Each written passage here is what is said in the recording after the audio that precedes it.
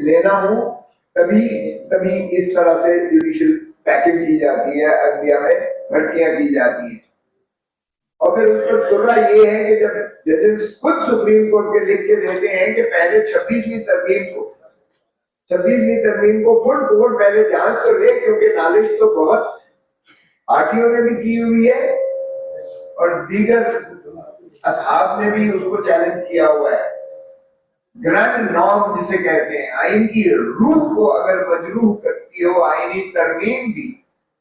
वो भी जो है मुकल्लम मुतसब्बर होती है। ये एक हमारा बुनियादी असूल है जिसके ढांचे पर कोई कदम नहीं लगाया जा सकता।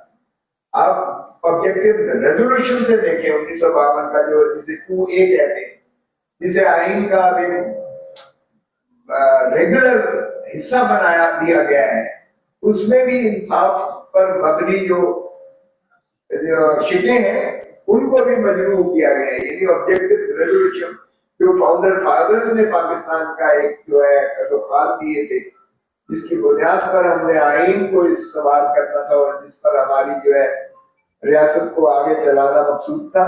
उन शिकों में भी, प्रियम्बल में भी आप देखें तो यही आता है कि इंसाफ के ऐवान जो है वो आजाद होंगे और वो आजाद फर्श फैसला ही करेंगे, वो जो सुन्ना और अल्लाह के अहकामात से मुतसादिफ नहीं होगा। तो इसलिए मैं समझता हूं कि जिस तरीके से 26वीं तरमीम को किया गया वो भी आपके सामने है। अक्सर महंगल साहब ढूंढ रहे थे अपने सेनेटर्स